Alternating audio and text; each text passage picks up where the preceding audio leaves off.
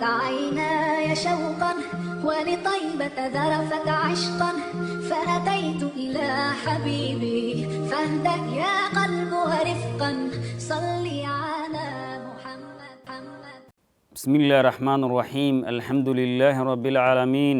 ثم الصلاة والسلام على أشرف الأنبياء والمرسلين سيدنا محمد وعلى آله وصحبه وسلم أجمعين. walaalyaal waxaynu isoo gaarnay xalqadii labaatanaad kana mid ah barnaamijkeenii maalgelinta iyo xeerarkiisa. waxaan guda jirnay qaybtii aan uga hadlaynay tamwiil الاستثمار في النظام الإسلامي. dhowr qodob oo arrintaas ayaan soo tilmaanay. waxaynu isoo gaarnay qodobkii lixaad ee ahaa التمويل بعقد السلم الشرعي،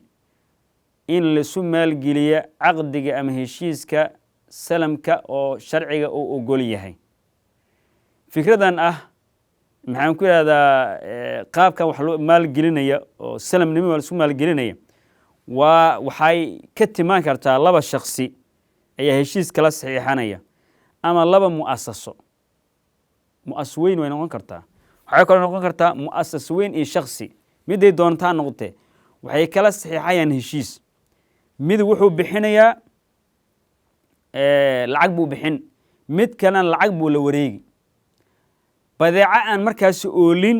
laakiin la leeyahay wakti ka bacdi ama muddo hebel ayaa la heli karaa oo muddo leh idana shuruudda muddada leh ama tilmaamahaas leh ayaa darafka laga rabaa. maalan ninkaani alaabtan iibinaya ama alaabtan u baahan raba cafwan lacag buu wataa laakiin alaabta ma heli karo. ninna alaabta wuu heli karaa waa u fududahay raadinteedii laakiin qarash fara badan oo meesha ku taga ma hayo ama uu ku keeno. marka qarashkii buu sii horumarsanayaa si alaabta u keena oo hadhowna wax u sameeya. laakiin waxaa lacagtana laisla og yahay shaygana shay mawsuufun fi dimaj inuu ahaado ayaa shardi ah. ayib marka salamka wuxuu ka mid yahay waxaa la yidhahda assalam fii jawharihi qaab shagligiisa uu u samaysay markeena waxa weyan shiiqatun tamwiiliya, waa hanaan ama qaab maalgelineed waaye oo tuqadimu lisaaxibi almashruuc. saaxib almashruuc bay waxay u keenaysaa maa yaxtaajuhu min maalin liistikhdaamihi fi itmaami camaliyaatihi lintaajiya. fiiri waxaa dhici karta qofkani inuu lacag wax ku soo saaro, beerihii wax ku tacabo oo adduun ku qabto inuu u baahan yahay. waxa uu helaya lacagtan hadda uu qaadaya ayay asi kaalmay u tahay, laakiin faa'iida ninkaana alaabtan u baahan yahay. dabcan lacagtan hadda haayaa laakiin alaabta ma heli karo. mashruucaad kala duwan ama yani mashruucaat اliqtisaadi oo kala duwan ayuu u isticmaali karaa. sida rag baa waxaa leeyahay shaqeeya dariiq mushaaraka baa lagu samaynaya, ama dowladdii baa waxay naftirkeeda samaynaysaa mashruuc dhaqaale bay abuureysaa oo dadku yani maaragtay maskaxdoodii iyo aqoontoodii iyo xirfadoodii kor loogu qaadaya, wax soo saarkana uu badanaya.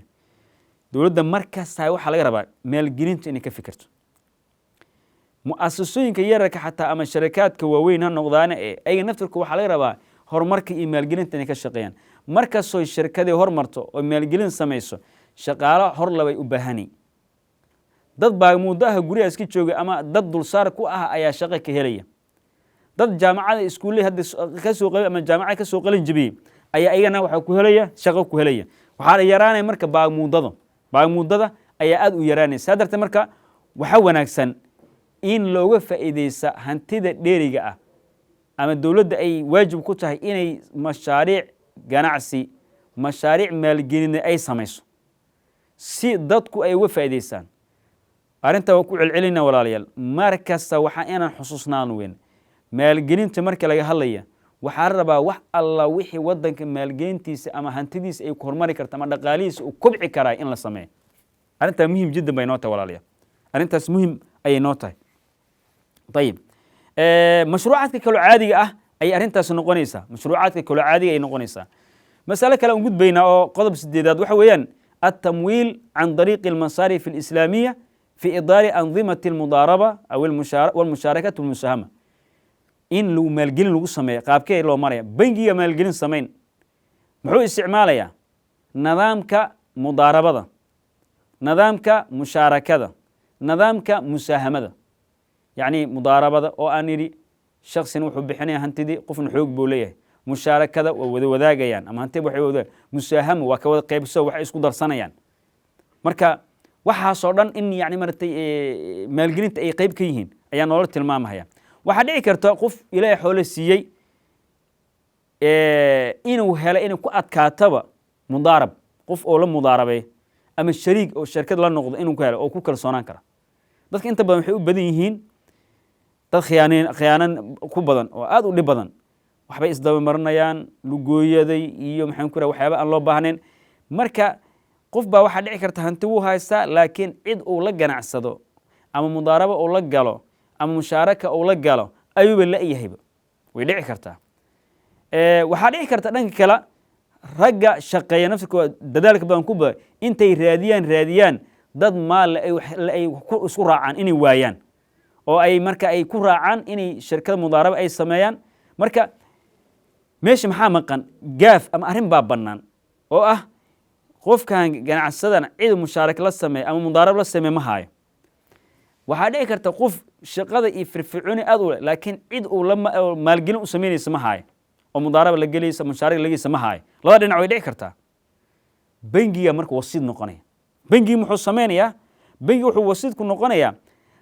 bangiga wuxuu u dhaxeynayaa mudaaribka iyo kan hantida loo maalgeliyaha ayuu u dhaxeynayaa كان فائديسه كان وحيسو إلالين دحسون بنجي مركو حو نقونيا شركad oo kala asiga macnaha uu istaagay laakiin bangiga markuu sameeyay arintaasi maxaa dhacaya saddex xibin ama saddex qayb waa in la helaa koow muudacun dad leeyahay muudacun aan dhahe waa asxaabu ra's maal dad alaab lacag dhigtay baytul maal ama bangi lacag dhigtay laba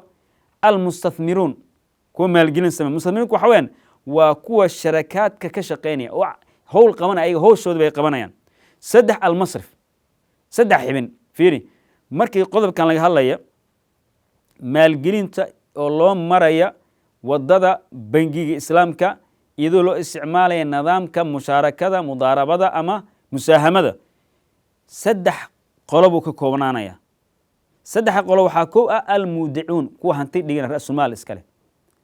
iyo mustathmiriin oo ah kuwa shaqo qabanaya iyo bangigi oo aseen xibin meel taagan ah bangigi muxuu sameeynaa marka wuxuu bangigu u istaagay oo qabanaya wax kasta u suuragal ah ee awooduhu leeyahay inuu bilaabo inuu shirkatu mudaaraba inuu sameeyo shirkatu mudaaraba laakiin naajic ah maalgelin waaqica wadaac maxal maalgelinaya lacagtan akoonnada iska jirto iska taalamay waa in maalgelin lagu sameeyo laakiin maxaa la sameeyaa qof kasta akoonkiisa lacagta tiilay dadka akoonada lacagta waa dadna waxa weeyaan waxbay ku urursan ilaa muddo ay qabstaan dadna waxa weeyaan maanta ay ugu jirtaa waa sida mobilka lacagta u jirto oo ay isticmaalaan dadna waxa weeyaan hanti bay haystaan way iska dhiganayaan marka hanti intaasoo kun gaaraysa ama boqolaal kun gaaraysa inta meel la iska dhigo waxaa ka habboon in maalgelin lagu sameeyo say lahanta hande yani bangi waa inuu ka qoraa dukumenti qolooyinka lacagta dhiganaya u yidhahdaa warnimo waxa maalgelin baan ku sameynayna dadka aqoonta ama xoogga ama xirfadaha lahna inuu u sheego yiraahdo ma shaqaysanaysid damaanad iyo shuruudeed iyo wixii waa adag tahay macnaha hantidada markii la yiraahdo dad ba iska sahlan oo iska fududeysan wax sahlan ma ahan in dad hanti lagu dheelo wax sahlan ma ahan hantida in la cuno wax sahlan ma ahan si fudud in loo dhumiyo wax sahlan ma ahan marka in bangi uu u istaago yiraahdo wax ka soo suuragal ah oo lagu sameyn kara mudaaraba waa inaan sameynaa marka ribax ama faa'iido dhalinaysan asxaab sharikaat mudaaraba loo qiibinaya masrifkan bangi muxuu ka noqonayaa qayb kamid ah oo macnaha yani qayb kamid ayuu noqonayaa oo mabaadi'da islaamka ilaalinayso oo muxuu u dhaxeeyaa ra'sul maal bayna al-adraaf binisbati min awiya waa loo qiibin dadkii ra'sul maalka lahaa boqol leydi intay awaad wixii lagu heshiiyey yani ribixi ayaa waxa loo faa'iida soo baxda bangiga waxaanu nidhi dadkan lacagta haysto dad ay aaminaan ma hayaan dad shaqayn karo xirfad lana dad aaminayo oo wax u dhiibanay ma hayaan bangigi oo amaana loo dhiibtay ayaa wuxuu isku xiriyaa dadkii maalka lahaay iyo dadkan shaqada u diyaarka ayuu isku xiri asiga wuxuu u noqonayaa hamsatul wasl ama xiriiri u noqonayaa markaasa wixii wuxuu abuuraa marka shirkatu mudaaraba bangiga marka kaanahu mudaarib bangiga u taagan qofkan kale camiilka ama shaqaynaya muxuu noqonayaa mudaaribkii buu noqonayaa laakiin ra'sul maalka ninkii lahaa waa nin loo shaqaynaya marka bangiga marna u shaqaynaya marna faa'iidada soo baxa marka saddex loo qaybin bangiga qayb buu leeyahay kii shaqeeyay qayb buu leeyahay ninkii xoolaha iska lahaa Soomaalka iska lahaana qayb buu leeyahay oo say u kala lahaana marka nisba mu'amiya boqolkiiba nisba min arbaaxi lisaaxib ra'is almaali baa iskale nisba ma'awiya waxa oo faa'iidada ka soo baxday rajul acmaal rag shaqeeyay baa iskale nisba mu'awiya min arwaax maxaa ka bangiga baa iskale bangiga marka muxuu u taagan yahay waa nadiir juhudi wa khadamaati adeeg buu qaban juhdi buu bixiyay wax buu isku xiray arrintaasi faa'iido ma leeyahay mise ma lahan horta fiiri hantidan iska taala bangiga bangina oo amaano u haaya qofkii lahaana aan waxba uu kordhaynin dad baahi qabana laga yaabo oo shaqo fiican ku qabala lacagtan oo waxna ayna ka faa'iido dadkan u faa'iiday lahaanana yani ay joogaan bangi inuu inta u istaago oo yiraahdo kii hantida Soomaalka lahaa iyo kan shaqeynaya ayaan ani isku xirayaa darafana ka ahaanaya saddexdaas shirkadu mudaaraba liira ma sameynina daraf baan ka ahaanaya ma sha Allah arin aad u fiican waa fikra aad u liibanta bay leeyihiin waqad najaxat fikratu al-masarif fi al-caalam al-islami firidan waa firir niyaad oo maxay ku leeyahay yani qaybo badan ama noocyo badan oo yani arrimo kala duwan ama maalgelin kala duwan ay arintan mashaariic caam ay lagu sameeyay mesela waxa aad uga faa'iideysay xitaa bangiyada diidan ribada البنوك الربوية ليرة بنجيد أن ربا كل شقينين أي أد بأرنتاس أو فائدين لأنه بنجيجن ربا كل شقية ورباط لكن متك أن ربا كل شقينين هدي أو لعقت أو هايو دول صار مصارية فإذا أدونا أنت قاضو هي لأنهم وحني ربا دينها وأدين كلا سمار كلها بنجين أنت بوقان نين كشقينا يا أو بنجي كل شقين ضمان داني إيه شيء كان إيه دبقال كان لقلينا وحليه هاي محن كل هذا فائدة أنت أسقاطه طبعا بنجي محو تاني أسيجا هنتا إني صن رومين هنتا إني صن رومين أو مسؤولية دبوقات والضبط عن وحلوه الشينيا ماني كسا أكون كالعق أنت سو إنه كسر نعبا مرة هذا حد على مرة أكون العلوش بسومان طبعا هدي له الشيء لعقتها أكون كسو إني مانو أنت كسر نعبا أما بيش وإن أنت كسر نعبا لدقائق بيش أكون كوائن إجنا وعيس بدل وحز زيادة وإحنا نصانا مع كوسو كورني مر والبوحة إن لا سعودة فإذن هالكاس يكوس عني مرك أمضى أنا وحرب إني وذا فائدة أمضى أو إذن وحرب إني وذا فائدة أنت وحن كفهمنا ولا ليان إسلام كسو دونية إنه ضدك وذا هنتيلا نقضان إلهي من قدرين ضدك وذا هنتيلا نقضان حقن رباني بقول تعلقي صوته هذول كردان وذا ما القوان ده نقول هاين يا وحلا لوس دقي سلها ده واحد دقي ذاك واحد دقي سنة يا حوس دقي سلها dad shaqeey meel heli laha diba adiga aad maalqabeenta hebel maalqabeen ana maalqabeen heblaay maalqabeenta yaa loo shaqeyn yaa shaqeynaya marka waa isku dhax yaacleed idan marka arintaas islaamku si fiican buu oo yani maratu xoog u saaray dadku inay kala faa'iideystaan maalkana uu noqdo maal lagu kala faa'iideeyo tayib waxaan gudbaynaa qodob sagaalaad oo ah at-tamwiil bil istijaar yani tamwiil maalgelin lagu sameeyo istijaar kira maalgelin lagu sameeyo استجارك مثلا maxay tahay wayada waxa soo baxay qalab baa la kireeniya qalab مثلا guriga waxa lagu dhisay wata qalab baa la kireeni mucaddaad baa leeyahay dhul baa la kireeni waxa la kireena maxaan ku raahdaa aqaarad ama dhul guriyo yani la kireeniya wax aad u yaqaan waa qofka ma lahana laakiin faa'iido buu ku haysanaya waxa la yiraahdo at-tamwiil bil istijaar baa leeyahay si laba qayb oo noqona tamwiil bil istijaar ko al-istijaar tashqiili استيجار أو لو يقان استيجار التشغيلي ونوع حويا وحو حق السينا مؤجركي نيكي مؤجرك إجارة بيحيه أما مستأجرك كريسته مؤجرك وحويا كان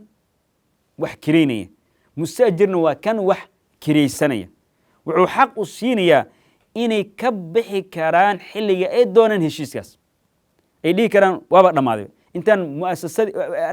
حلية لقب صدي iyo waqtiga aqdiga loo gaar intuu sila gaan oo aqdiga noocan istijaarka noqon maayo mid ay waajib tahay mar walba in la fuliyo waa laga bixin karaa haddan guri kale kaleeysan waa kala bixi karnaa ijaarada si gaar baan uga hadli doonaa iyadoo ah ijaaradan caadiga al ijaaratu al muntajat bil tamliik idan si gaar in looga hadlo daris ahaan bay u baahan tahay tayib nooca labaad ijaarada ama at-tamwiil bil istijaar waxa weeyaan al istijaaru al maali واستجار المالي ومعناه حيته استجار المالي وكدوية استجار التمويل استجار التشغيلي وأنري dhul beera guryo waxbaa kala kiraysanaya kan maaliga waa ka duwan yahay wuxuu ugu duwan yahay hasoo faska aqbali maayo waxaan kaa macnaha maal baan kaa kiriyey kusoo shaqey wax kusoo saar يعني مثلا فسخي أما إلقاء ما أقبله إلا إن اسكو هشيان طرف العقد أو مؤجركي كي جارة بحيني مستأجر كي جارة قاني عقود استجارة مالية أنا وحي نقطة زمن محدد زمن قارو محدد أو هذا نوع إجارة أيته وكل دونان كرتا مثلا وحل كريني هديته معدات qalab haday yihiin adiga waxay noqon kartaa qalabkan goor intay kriistay bay ku ekaan kartaa qalabkan kriis waxay ku ekaan kartaa mashruucan la qaban ilaa oo ka dhamaanay وعلى هذا مدة حياة الإنتاجية أما النصف مثلا غوريا لكري alaabtan لكري غوريا lagu dhisay ama alaabtan beeraha lagu falay waxyaabo asalan kala barba haday gaaran macnaha muddada waa la gaara waa inta ugu yar la dhihi kara waa mucidaadku cafan markay mucidaad tahay qalab markay tahay أما هذه مباني تاي اسمها مقولي هذي تاي waxay noqon kartaa ilaa 20 sano taqriiban ama ka badan 20 sano ilaa ka badan inta way noqon kartaa عقد الاستئجار كمالية ولا يتضمن عقد الاستئجار المالي خدمات الصيانة ilaalinti waxyaabaha in la ilaaliyo ku baxay kiridan waxyaabaha kirida ku baxay ilaalinti iyo xanaaneynti iyo riij yani maaragtay daxlaysi biri laga ilaaliyo iyo waxyaabahaas mabani kuma يعني maaragtay lacagta kiras asigu ma damaan qaaday bal yaqaw cib'a takalifiha ala aatiq almustajir dhima marka mustajirki ana layga raba halka mas'ala waxa ka soo baxaya mar hadii guri laga kireeyo gurigaasi albaabkii ka jabay meeshii riiji u baahan meelaha yar adigu halaysi mutulaalkii fuqi ada laga raba mustajirka ah adiga baa laga raba ninkan xoolaha iska leh haduu kugu deeqo waa baab min baab al-ihsan laakiin adaa laga raba laanahu guriga qofka degan ayaa isticmaalay oo garanaya waxyaabaha ka halaabay marka asaa waxa la rabaa مثلا arinta waxaan u baraarujinaa dabcan ijaarada sigaar uu hadlo doona bin ilaahi taala mawduuc gaar buu noqonay hadii ilaahay idmo waxa weeyaan waxa yaani maaragtay u baraarujinaya guriga marka aan soo daga hadii oo guriga wax ka halaabaan laba mid waay musiibo kor ka timidi ama guriga biyo soo deeyay ama biyo ku soo fakadeen ninkii xoolaha iska lahaa arintaas xisaabteeda la iimaanay laakiin gurigi aniga ayaan degana mutulal baan jibiyay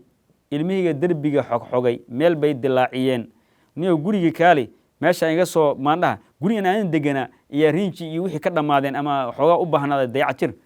waxaasuna laakiin wixii dhisma iyo wixii dayactir iyo dumid iyo jiingad fuqday iyo darbi fuqay iyo qadar kale ku fuqo aad sababteed aadan lahayn yani maaragtay taa waxa weyn marka hore in laga heshiyo Soomaaliya inta badan waa isku dagaalnaa guri ijaarada ku jiro baa garanay yani macnaha waxa fahmi kara guri ijaar ku jiro oo dooda lagu qabsaba fahmi kara insha Allah taala qodobka tobanaad oo التمويل عن طريق الأرباح المتحجزة وحنا نقول دونا حلقة مد حكتة هذا وبالله التوفيق والسلام عليكم ورحمة الله تعالى وبركاته